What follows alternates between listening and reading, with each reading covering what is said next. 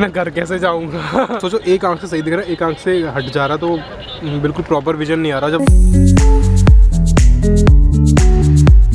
What is up guys, welcome back to the vlog channel. I hope you guys are doing very fine and having a great morning, noon, afternoon, evening or night or whatever time you're watching this video. This is day 6 vlog 6 and अभी फिलहाल मैं कर रहा हूँ अपना vlog edit। उधर side चल रहा है अपना edit पे एक्सपोर्ट हो रहा है। आज जो कि डलने वाला है वो वाला डर होकर एक्सपोर्ट हो जाएगा, हम उसको अपलोड कर देंगे। मैं अभी तैयारी कर रहा हूँ कि कुछ अपना काम धाम कर लिया जाए। मैं बुक्स इतनी सारी लेके आया था कि भाई ये भी पढ़ लूंगा, वो भी पढ़ लूंगा, वहाँ भी पढ़ लूंगा, कुछ नहीं मन करता है यहाँ पे आके। किताबें ऐसी की ऐसी रखी हुई हैं, तो मैं सोच रहा हूँ ना थोड़ा सा ऐसा हटा दिया जाए, थोड़ी धूल मिट्टी साफ कर दी जाए, उसको थोड़ा सा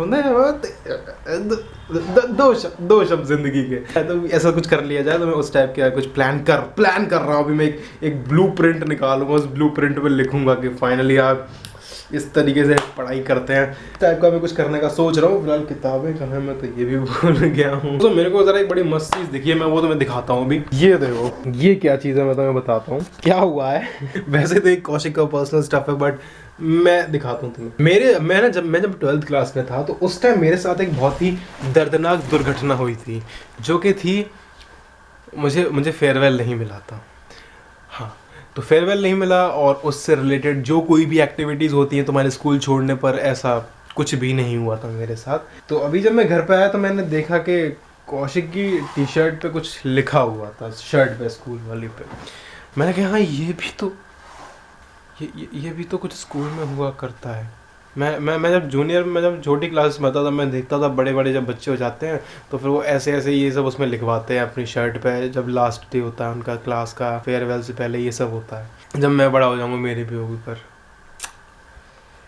किस्मत में कुछ और लिखा था एंड हमारे साथ वो नहीं हो पाई ये चीज़। तो मैं ज़रा दिखाता हूँ तुम्हें कौशिक की शर्ट पे क्या क्या लिखा हुआ है। जो भी कौशिक की क्लास के ये सब देख रहे हैं तो उनको ज़्यादा ही इसका कॉन्टेक्स्ट अच्छे से समझ में आएगा। तो देखा तुमने क्या क्या लिखा है। सबसे पहले तो ओके, ये लिखा है कोसैक। अच्छा, डोरेमोन बना हुआ है और साथ में लिखा है कोसैक। तो ठीक है, cosec is a mathematical function जिससे मेरा कोई ताल्लुकात नहीं है, इसलिए मैं इसको ज़रा साइड करता हूँ। क्या लिखा है फिर से, कोसैक ही लिखा है इस जगह पर। देन भाईचारा ऑन टॉप चलता है भाई। और जो चीज़ जो कि एक्सपेक्टेड भी थी और सबसे हाईलाइटेड बोल्ड में लिखी है वो है लाल बाल। तो मतलब मैं मान सकता हूँ कि मेरे भी कभी हुआ करते थे, बट मेरे लाल ज़्यादा, मेरे ऑरेंज हुआ करते थे, उसके लाल है, थोड़ी एक सिमिलैरिटी है। देन लिखा है एक PDF फाइल।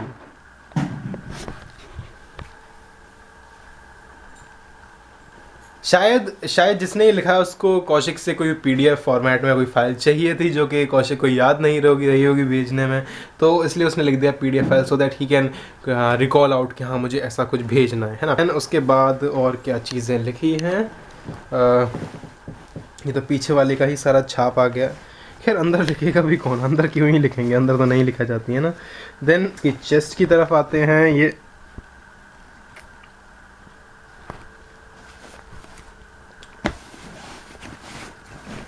ओके ठीक है, मतलब नाइस आर्ट वर्क, मैं तो कहूँगा काफ़ी अच्छा बनाया गया है। जो भी जिसने भी डिज़ाइन करी है ये टी शर्ट। अरे इधर भी कुछ लिखा है, what's this, Filipino. I think that's enough है, इससे ज़्यादा मैं दिखा नहीं सकता एंड उससे ज़्यादा चीज़ों के का मेरे पास एक्सप्लेनेशन भी नहीं है। यही चीज़ है जो कि मेरे साथ नहीं थी, वरना मैं तुम्हें अपनी टी शर्ट ज़रूर दिखाता। मेरी टी शर्ट पे, मेरी शर्ट पे क्या क्या लिखा हुआ था।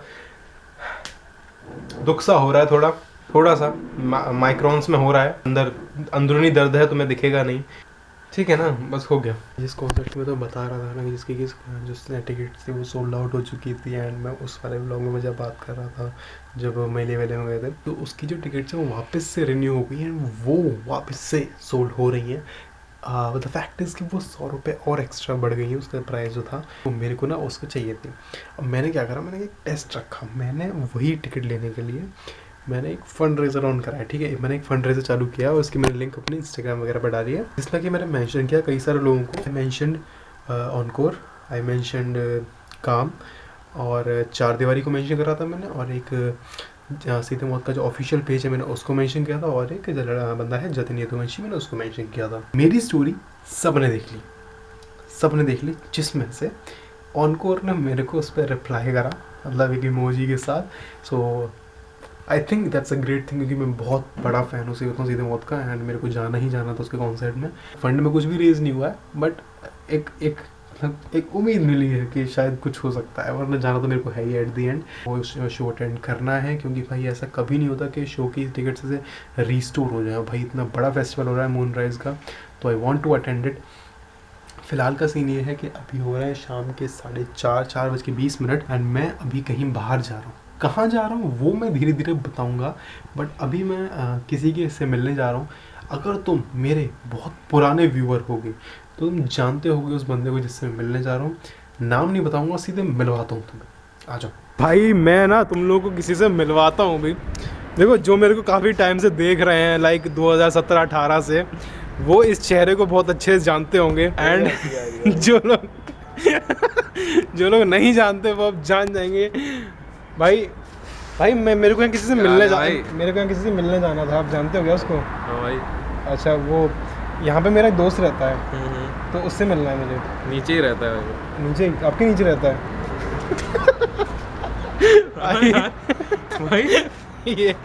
भाई अगर तुम इसको नहीं जानते हो तो इसका मतलब या तो तुम मेरे चैनल पे बहुत जल्दी आए हो, अभी रिसेंट में ही आए हो, और तुम मेरे को काफ़ी टाइम से नहीं देख रहे हो। ये है प्रांजल। इंट्रोडक्शन देना चाहिए शायद मुझे। देखो, जो लोग नहीं आए उनको बता दो, प्रांजल मेरे साथ स्कूल में पढ़ा था, मेरे साथ LKG से 12 तक पढ़ा है, एंड मेरा जो चैनल है दूसरा वाला, जो कि फ़िलहाल वन कूल गाय हो चुका है, वो पता है? पहले वो V2K की वाइन्स था, और वन कूल गाय हो चुका है। उसकी जो पहले स्क्रिप्टेड वीडियोस रहती थी, फॉर एग्जांपल मैं गिनाता हूँ, केला का झमेला, PUBG, कहानी चिकन डिनर की, और बताऊँ और क्या क्या महान करें हमने काम। होली हंगामा में प्रांजल है, और types of people in car में है। भाई इतनी लेजेंडरी वीडियोस करी हैं मैंने, शायद उसमें से कुछ अभी ऐसी हैं जो प्राइवेट कर दी हैं। अभी जाके मैं उनको पब्लिक कर दूंगा, तुम जाके अगर नहीं देखी हैं तो प्लीज़ देखो, तुम्हें कॉन्टेक्स्ट मिलेगा कि प्रांजल क्या चीज़ है, हम लोग कैसे वन टेक आर्टिस्ट है। भाई हमारा क्या होता था, जब भी हम शूट करते थे ना, उसका व्लॉग बनाता था मैं कि हमने बिहाइंड द सीन्स में क्या क्या किया। उसमें दिखाया गया कि प्रांजल कैसे एक शॉट को वन टेक में करता था, जैसे कि वो बिल्कुल भी हंसता नहीं था, है ना। मैं जो डायलॉग बताऊँ, एक बार में डायलॉग बोल देता था। तो काफ़ी ज़्यादा मज़े कर रहे हैं। और फिलहाल अभी बॉर्न एक्टर हूँ मैं, बॉर्न एक्टर। फिलहाल मैं भी आया उससे मिलने के लिए यहाँ पे इसके रूम पर। तो रूम नहीं दिखाऊंगा मैं, किसी और के रूम में नहीं आते। मैं तुम्हें अपना रूम ना दिखाऊं, तुम इसकी बात क्या कर रहे हो। मस्त व्यू आ रहा है यहाँ से, बढ़िया सा। प्रांजल अभी रह रहा है ग्रेटर नोएडा में। बताइए भाई मैं क्या कर रहा हूँ, ये सब चीज़ें बताई नहीं जाती। बहुत ही रेस्पेक्टेबल कोर्स कर रहा है प्रांजल। मैं भी घर पे आया था तो मैंने सोचा अभी मिल के आते हैं। काफ़ी टाइम से हम लोग प्लान कर रहे थे कि हम लोग जाते हैं, मैं मिलते हैं कहीं पे, बट कुछ प्लान नहीं हो पा रहा था। कभी इसका कॉलेज होता था, कभी मेरा होता था, ऐसा सीन चल रहा था। बट आज फिर मैंने प्लान करा कि आज चलते हैं। पता आज मेरे को किसने रिप्लाई करा? ऑनकोर अभिजय नेगी द सीधे मौत के रैपर ने मेरे को रिप्लाई करा है। एंड तो मैं सोच रहा हूँ यार, अब तो जाना पड़ेगा, मिलने जा यार उससे। अब तो मिलने जाना पड़ेगा। मतलब अब अगर मैं नहीं गया तो मेरी बेइज्जती हो जाएगी कि इतना तेरे को रिप्लाई मिला फिर भी तू नहीं गया है, तो जाना पड़ेगा। वो अपनी टिकट्स ज़्यादा बिकी हैं इसलिए कर रहा है वो रिप्लाई सबको, समझ नहीं आया तू? भाई अब तुम समझ गया ना क्या कौन सा कोर्स कर रहा है, अब समझे ना तुम कौन सा कोर्स कर रहा है ये। मैं तो भाई सही बताऊँ, मैंने उसको मैसेज डाल दिया कि सर 800 की टिकट है, 400 की हेल्प कर दो, 400 मैं कर दूंगा। अगर ऐसा कर दे फिर तो बताई जाओ भाई, उसको आप पूरे 800 देनी चाहिए, ऐसे पूरे 800 देनी चाहिए। और क्या प्रमोशन कर रहा हूँ मैं इतना। और पता है मैंने ऑनकोर को उसका जो एक और लंबे बाल वाला उसके साथ एक रहता है, उसका नाम है सिद्धार्थ नाम है शायद उसका, लेकिन काम बोलते हैं उसको हम। 4 दीवारी का नाम है, 4 दीवारी का। अरे वो ही सर्च कर रहा था यार। सुन तो 4 दीवारी को मैं 4 दीवारी में स्टोरी देखी है। जाएंगे भाई सीधे मौत के कॉन्सर्ट में तो जाएंगे, एक बार तो जरूर जाना है मेरे को। क्या पता इस साल ही चले जाए। भाई का रिप्लाई आया तो फिर तो जाना पड़ेगा भाई, अब तो जाना पड़ेगा, भाई ने बुलाया। भाई एक ट्रेजेडी हो गई मेरे साथ आज। मैं आया था प्रांजल के साथ यहाँ पे, अभी प्रांजल के साथ यहाँ पे कुछ खाना आया था, तो कुछ नोटिस कर रहे होगे पूरे मेरे मुँह पे कुछ है नहीं। मेरे चश्मे का एक लेंस जो कि काफ़ी ज़्यादा ढीला हो चुका है, वो निकल जाता है, वो फिर निकल गया। अब मैं अंधा खड़ा हुआ हूँ यहाँ पे। अभी हो सकता है प्रांजल के पास कुछ हो जो कि उस स्क्रू को टाइट कर सके।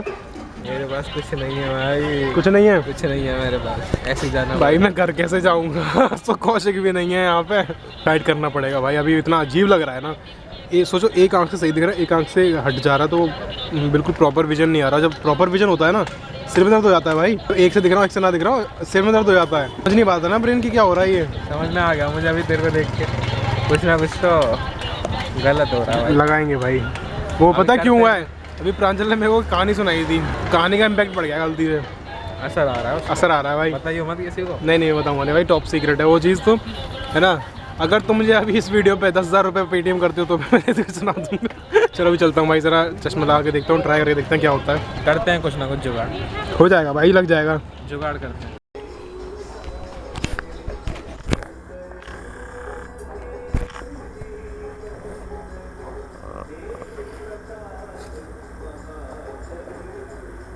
में तो कैसी रोटी बन रही है? गोल गोल। गोल?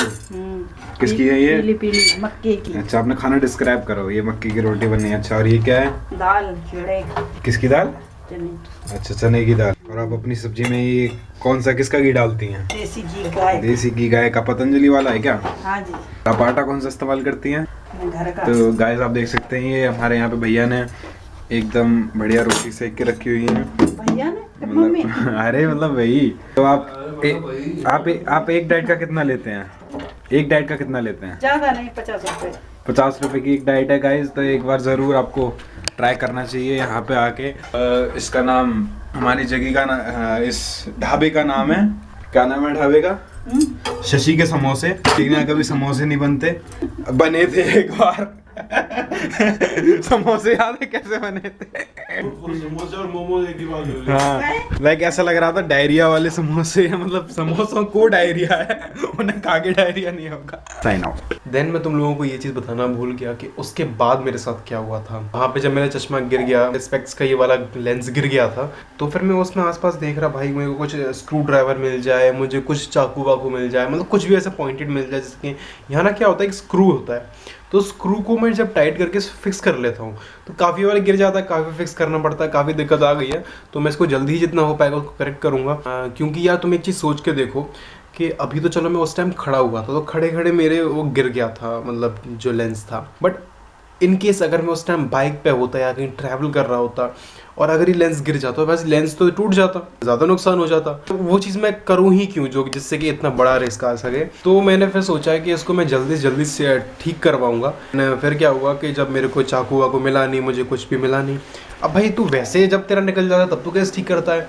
तो मेरे पास ना एक कार्वर पड़ा होता है, जिससे कि हम डेंटिस्ट जो है वो सबके सब कार्विंग करते हैं। एक लैक्रोन कार्वर होता है, उससे हम लोग कार्विंग करते हैं। तो वो जो होता है थोड़ा पॉइंटेड भी होता है और थोड़ा छोटा भी होता है, जिससे अच्छे से वो एज अ स्क्रू ड्राइवर काम कर जाता है। कई बार इस पे स्क्रू ड्राइवर काम नहीं करते, लेकिन जो कार्वर है वो काम कर जाता है। तो मेरे पास हमेशा वो पड़ा रहता है, भले ही मेरी कार्विंग की क्लास व्लास हो या ना हो, मेरे पे वो पड़ा रहता है हमेशा। इसके चक्कर में मेरे पास उस टाइम तो था नहीं। मैंने प्रांजल से पूछा, उसके पास भी कोई चाकू वाकू नहीं था, मतलब थे बट मैंने ट्राई करा बट वो नहीं हो पा रहा था। सो आई थॉट कि अब क्या ही करूँ मैं। शाम हो चुकी थी।